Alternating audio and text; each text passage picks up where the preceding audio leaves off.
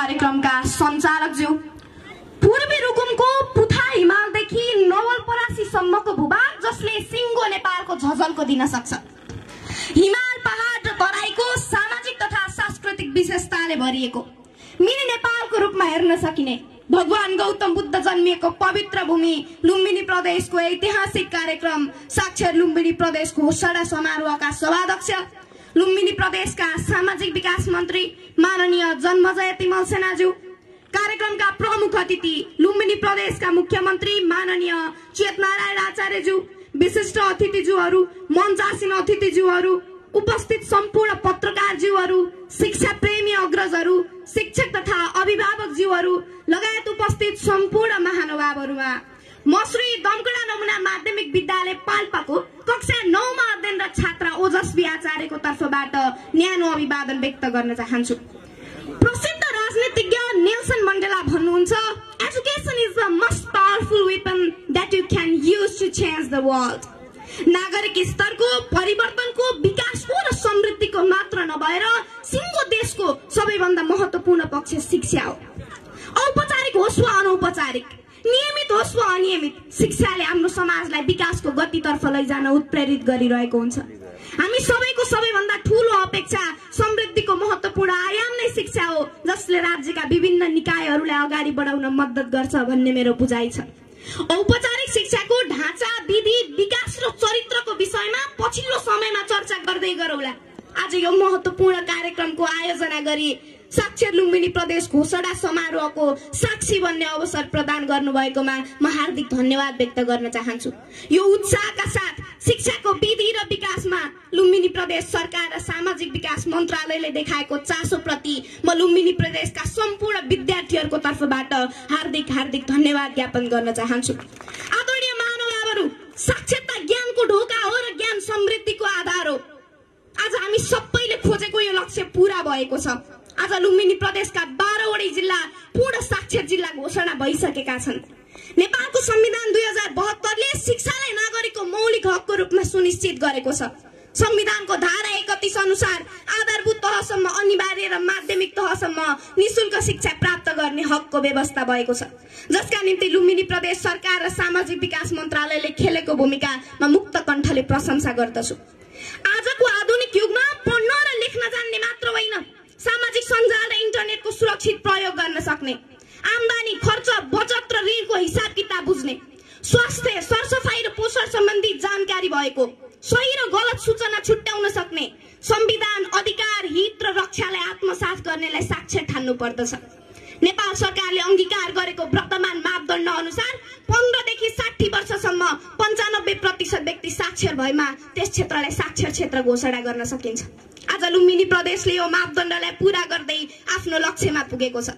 यो लक्ष्यमा पुग्न दिलो ज्यान दिनुहुने लुम्बिनी प्रदेशका मुख्यमन्त्रीज्यू, सामाजिक विकास मन्त्रीज्यू, सचिवज्यूहरू, यहाँहरूको यो सिङ्गो टिम, 6 वटा शिक्षा विकास तथा समन्वय इकाइ, 109 वटा स्थानीय तहहरू, 4439 वटा सामुदायिक विद्यालय र त्यस विद्यालयमा कार्यरत सम्पूर्ण शिक्षक सर म्याडमहरू, तपाई सञ्चारकर्मीज्यूहरू र उपस्थित सम्पूर्ण महानुभावहरू धन्यवाद तथा बधाईको पात्र हुनुहुन्छ।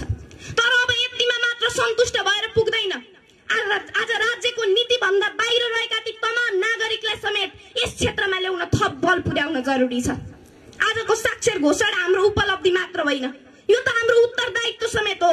प्रसिद्ध वैज्ञानिक थोरोले भनेका छन्, शिक्षा खुक्रोबाट सुरु हुन्छ र चिहानमा गएर अन्त्य हुन्छ। यो त नियमित प्रक्रिया हो। आज हामीले प्राप्त गरेको साक्षर जनशक्ति पूरा निरक्षरतातर्फ नफर्कियोस् भन्न दिगो कार्यक्रमका साथ अगाडि बढ्न जरुरी छ, जसमा संघीय सरकारको समेत ध्यान पुगोस्। म यो फोरमबाट अपिल गर्न चाहन्छु। मेरो विश्वास छ आजको यो घोषणा सँगसँगै समाजमा रहेका बाल विवाहका समस्याहरू न्यूनीकरण हुनेछ, शिक्षामा नयाँ आयाम थपिनेछ।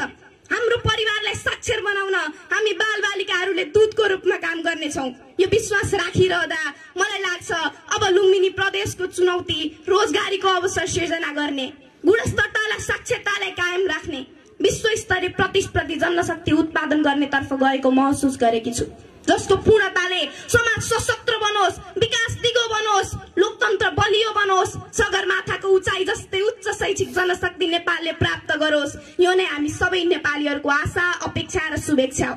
आदरणीय महानुभावहरू, म एपीएफ तत्त्वको जागर दूत भएका नाताले यहाँ अनुरोध गर्न चाहन्छु। आजको यो आधुनिक युगमा साक्षरता भनेको पढ्न र लेख्न जान्ने मात्र होइन, सही र गलत चिज छुट्याउन सक्ने चेतना समेत हो। तर आज मेरै उमेर समूहका थुप्रै युवा तथा बालबालिकाहरू लागु पदार्थ दुर्व्यसन जस्तो गलत दुष्चक्रमा फसेको पाइन्छ, जसले आज हजारौं आमाहरूको कोखलाई रित्याएको छ। मरुभूमिमा आफ्नै छोराछोरीको सुगम भविष्यका लागि पसिना बगाएका बाहरूको सपना चकनाचुर पारेको छ। कैयौं युवतीहरूलाई दुर्व्यसनको लतमा फसाएर बहिष्कारपूर्ण जीवन जिउन बाध्य बनाएको छ। सोचमा, होसमा र साहसमा देशका लागि लड्नुपर्ने युवाहरूलाई किम कर्तव्य विमोड अवस्थामा पुर्याएको छ। प्राकृतिक रूपमा सृजना हुने वा भनौं मानिस आफैले नै सृजना गर्ने रक्सी, चुरोट, गाँजा, भाङ, धतुरो, चरस जस्ता लागु पदार्थहरू प्राकृतिक लागु पदार्थ हो भने चिकित्साको क्षेत्रमा प्रयोग गरिने, तर चिकित्सकको सल्लाह र परामर्श बिना नै नशा लिनका लागि प्रयोग गरिने नाइट्रोसिन, नाइट्रोभ्याट, फेन्सिडिल, कोडिङ जस्ता लागु पदार्थ सेवनको संख्या आज बढ्दो क्रममा छ। यो कार्यक्रमले यो समस्यालाई समेत न्यूनीकरण गर्न जरुरी छ भन्ने अपेक्षा राखेकी छु। आजको यो सिङ्गो सभाबाट मलाई लागेको छ, आफ्नो च्यातिएको धोतीलाई महिनौसम्म गाँठो पारेर राख्ने आमाले भाङ परेको दौरा र सुरुवालले वर्षौंलाई भइहाल्छ नि, किन फेर्नु पर्यो भनेर दिन गुजारेका बाहरूले टाई, कोट, सुट र बुट लगाएर विद्यालय पठाएका ती नौजवानहरूले लागु पदार्थ दुर्व्यसनमा फस्नु हुँदैन भनेर बुझ्ने मात्र होइन। आज हरेक अभिभावकले आफ्नो होटलमा र पसलमा नशालु पदार्थ लिन आएका बालबालिका पनि मेरै छोराछोरी हुन् भन्ने सम्झिएर लागु पदार्थ दुर्व्यसनबाट टाढा राख्ने समाज निर्माण गर्न पनि साक्षर समाज चाहिन्छ, जसमा यो आजको कार्यक्रमले समाजमा नो ड्रग्स भन्ने मान्यता स्थापित गर्छ भन्ने अपेक्षा समेत राखेकी छु। आजको यो घोषणा हाम्रो अन्त्य होइन, यो त झनै ठूलो यात्राको सुरुवात हो। अन्त्यमा हाम्रो शास्त्रले भन्छ, असतोमा सदगमया तमसोमा ज्योतिर्गमया। आज लुम्बिनी प्रदेशले पनि आफ्नो उज्यालो तर्फको यात्रालाई औपचारिक रूपमा घोषणा गरेको छ। मलाई लाग्छ हामी साक्षर भयौं भन्ने गर्व भन्दा ठूलो हामी साक्षर रहिरह्यौं भन्ने जिम्मेवारी हो। त्यसैले यो आजको यात्रामा हामी सबैले साथ दिनेछौं भन्ने आशा लिएकी छु। यसलाई टिकाइराख्न, आएका समस्याहरूको समाधान गर्दै आशा र अपेक्षाको परिपूर्ति गर्ने, शैक्षिक क्षेत्रमा आफूलाई अब्बल बनाउन पुनः एकपटक हामी सबैजना मिलेर लामो दूरीको यात्रा तय गर्ने र गन्तव्यमा पुग्ने आशा र अपेक्षा सहित मेरो भनाइ यही अन्त्य गर्न चाहन्छु। धन्यवाद, नमस्कार। जय लुम्बिनी प्रदेश, जय साक्षरता, जय शिक्षा। धन्यवाद, नमस्कार।